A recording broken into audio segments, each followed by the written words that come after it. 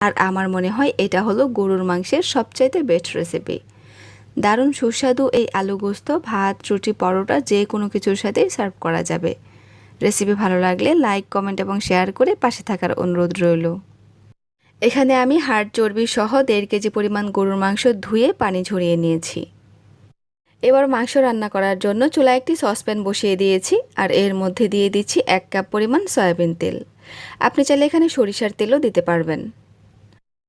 এরপর দিয়ে দিচ্ছি 1 কাপ পরিমাণ পেঁয়াজ কুচি। আর এখানে আমি কিছু গরম মশলা নিয়েছি। আছে 2টা তেজপাতা, 3 টুকরা দারুচিনি, 7-8টা এলাচ, 7-8টা লবঙ্গ আর 10-12টার মতো গোলমরিচ। সবগুলো মশলা পেঁয়াজের সাথে দিয়ে দিচ্ছি। এখন এগুলোকে ভেজে নেব পেঁয়াজটা নরম হয়ে আসার আগ পর্যন্ত। পেঁয়াজ নরম হয়ে এলে এর মধ্যে দিয়ে দিচ্ছি 1.5 টেবিল চামচ পরিমাণ